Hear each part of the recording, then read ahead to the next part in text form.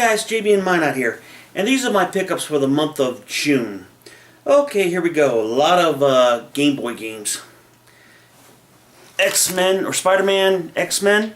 I don't know if it's two games in one, or if it's like a Spider-Man versus X-Men game. Haven't played it yet, but we'll see. Metroid 2, The Return of Samus. You know, I was playing Metroid last month, and really hating the original Metroid. But I looked up the history of Metroid, and I noticed the other Metroid games were a lot more interesting. Like, I played Metroid Fusion and Metroid Zero Mission, and both were huge improvement over the original Metroid game. So I figured I'd try all the other Metroid games, and I thought I had Metroid 2, but I didn't, so I had to go to Amazon.com and order it. And this it's one of my favorite Game Boy games. It's a fantastic, fun game. It's a blast to play. It's not so hard that it's dickish, unlike Metroid. And you can save on there, and once you die, you don't have to farm out to get more freaking energy. Okay. Prophecy, Viking Child. I thought this was going to be kind of a cool RPG. It's a kind of a crappy platformer. And here we go. Is that Mega Man? Yeah. Oh, okay. It's not the original Mega Man. It's Mega Man Dr. Wily's Revenge. And so far it's been a pretty hard game. I haven't even gotten past the first monster yet. It lives up to its reputation, I guess. Pack Attack. This is kind of a mixture between Tetris and Pac-Man. But instead of getting rid of the bricks via lining them up into one row and then making them disappear, every once in a while you get a little Pac-Man figure that comes down, and he has to eat all the ghosts that are incorporated into the shapes. And you just pile them up, and you make sure they don't get to the top of the pile before Pac-Man can come and eat them. And then once the Pac-Man comes, which comes every once in a while, you drop him where you need him, and he goes in a straight line, and he eats whatever ghosts are in his way, so that it lowers the pile, so that the more you can do that, the higher up you can get. But it's also got a puzzle mode too. It's Pack Attack. Oh man, I gotta hold these things a little closer to the doggone video camera there. Okay, and this one I thought I had, but I didn't. Dragon Warrior 3. That's the only Game Boy Color game I bought this month. But I'm trying to get caught up on all my Game Boy games. You see, the thing is, a lot of Game Boy games, I was too snobby to buy some of the sequels and to buy some of the RPGs, so I missed out on a lot of great Game Boy games. And I had a pretty big Game Boy collection myself, so I decided to go ahead and start, getting back to that. Okay, I'm going to digress for a minute and go to a Game Gear game. Spider-Man, Return of the Sinister Six. Man, I love the colors on these Game Gear games. They're just nice and bright. And I love the shape and all that. Okay, now for some, hold on one second. Now for some, Game Boy Advance games. Let me see here. Oh, there you go. There's the one I was missing. Mega Man and Bass. And I haven't even got past the first level of this game. It's pretty hard. So, Ice 9. I'd heard this was a pretty good first-person shooter. It's not. It's ugly, and it's just, yeah. You want a good first-person shooter, X versus Sever. That's a good first-person shooter. That was based on a movie, and that movie sucked. But the game that came out of it for the Game Boy Advance was pretty good. Mega Man Battle Network 3 Blue. I've played a little bit of it so far. It's pretty interesting. It's kind of like a trading card game, only they're using chips instead of trading cards. And it's pretty good so far. It's pretty fun. I like it. That's gonna be my next Game Boy game after I finish up Metroid, if I ever finish it up. I'm almost there. I just got to get to the mother brain, and I got to get past those stupid slimes that you got to freeze and then blow up. And then I got to open up all the freaking ice stores before that. But once I do that, I'm pretty much home free. Okay, here's a game I thought I had, but I didn't.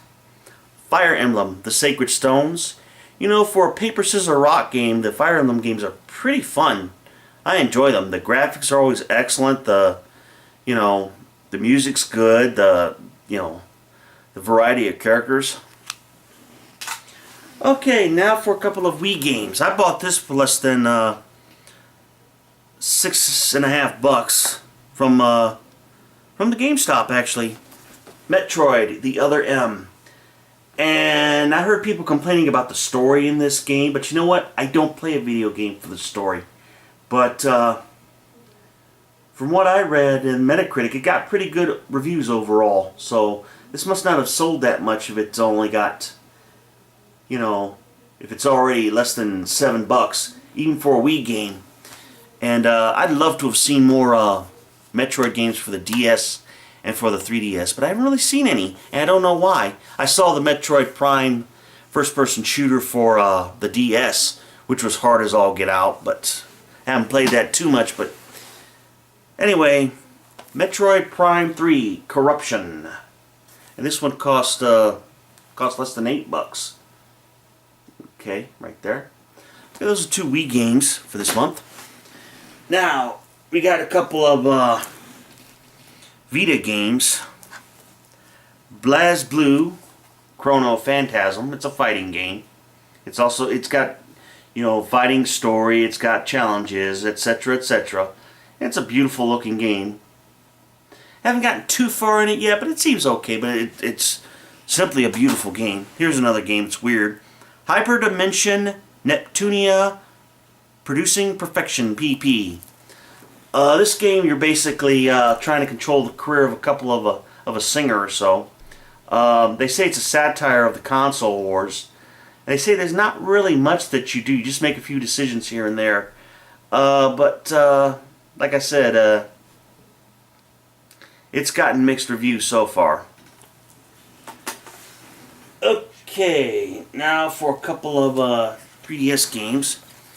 Transformers: Rise of the Dark Spark. If this were simply an adaptation of the movie, I wouldn't be interested in it. But from what I hear, it is a strategy game, kind of like like your strategy RPGs and like Fire Emblem and stuff like that.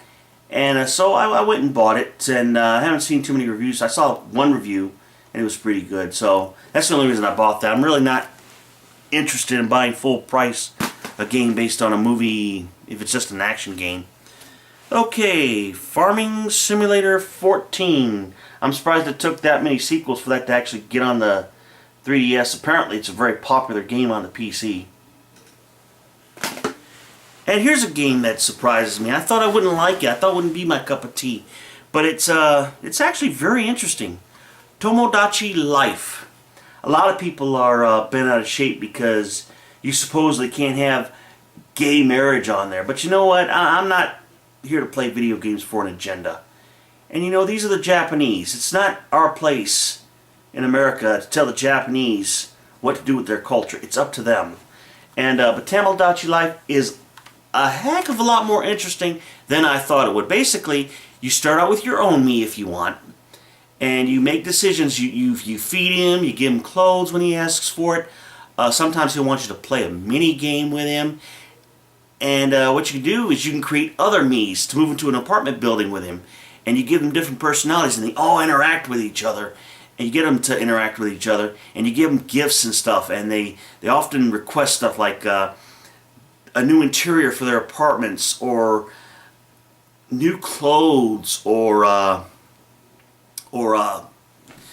food. Sometimes they like the food, sometimes they don't.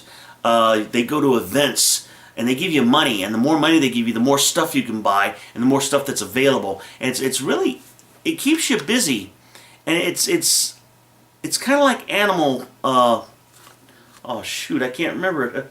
Oh my goodness gracious, hold on. What's it?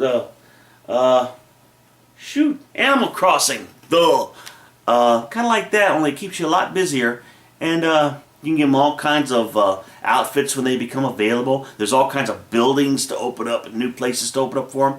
And it's just you can trade me's with other players. don't let the politically correct thing, fool you. If it is more for younger kids, but if you're kind of into that Animal Crossing type stuff, you'll really like this game. I was pleasantly surprised. It's really, it's not a masterpiece though. It could be. What they need to do is they need to add more. Sometimes your characters don't quite go with their personality that you give them. If you give someone an artsy personality and they want a new hat, they might be happy with a non-artsy type hat. Stuff like that. Plus, the voice acting on this game sucks. It's very, very, very bad. I mean, everybody knows it. It'd probably be famous for it. But I like how the characters interact. Also, another thing, more mini games. The mini games are more like WarioWare type games, where they're really fast. But what would be really fun is more variety of them. I haven't seen a whole lot of them. Maybe they'll have DLCs where they can download some of that stuff in there. But that's Tamagotchi Life, and it's so far it's an excellent game. Like I said, I'm pleasantly surprised. If you're into Animal Crossing and games like that, you'll love this game. I'd like to see a game where they can expand to other islands, or you can actually build things. That would be cool if they'd add some buildings that you can actually build, or acquire material that you can build, that you can sell more stuff on the island, or acquire more ingredients, or stuff like that. It's very simplistic. I would like to have seen more of a bigger scope, but if they had something with more of a bigger scope and with the same charm that this one had, it'd be a masterpiece. It's a great game as it is so far. Okay, here's a couple of puzzle type games. Picture Puzzle Collection, more than 25 games. It's basically, you go into an art gallery and you have to kind of figure out what the picture is, what the work of art is, by either, it could be a slide puzzle, it could be a jigsaw puzzle, it could be a scramble and you gotta de-scramble it. There's all kinds of different varieties to do it. It's a European game. I had to import it from Amazon.com. The controls really kind of suck on it, but okay, here's a game. Here's a game series that I love that's only in Japan. Puzzle Series Volume 10, Hitori. That's out of Japan. It's a Nikolai puzzle. And it's kind of similar to Sudoku. And what you have is a grid. It could be a square grid. And it could be any number of squares in that grid, from 3 to what have you. And some of these grids on the lines and on the columns, they might have the same number over and over again. And what you got to do is you got to determine which of those numbers are blackened out and which ones stay white. For example, if you have like 3 ones in a row, only one of those number ones can be white. The rest have to be blackened out, and you have to figure out which one. And like I said, the grids can go from, say, they're single-digit numbers, and some of them are larger than others, and you have to figure out by logic which numbers to black out, which ones to keep in. But I love these games. I'd love to get all of them, but a lot of them are just repeats of Sudoku. But this isn't a Sudoku. In fact, it's got samples of other kinds of games on here. But this one's Hitori, but there's Nerakabi on there and what have you. And it's just if you're into puzzles, paper puzzles like that, you can't go wrong. If you love Nikolai games, you can't go wrong. It's outstanding.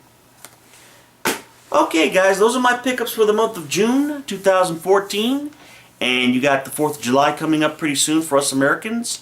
And for the rest of the world, you guys have a good weekend and have a good week. In the meantime, God bless. Bye-bye.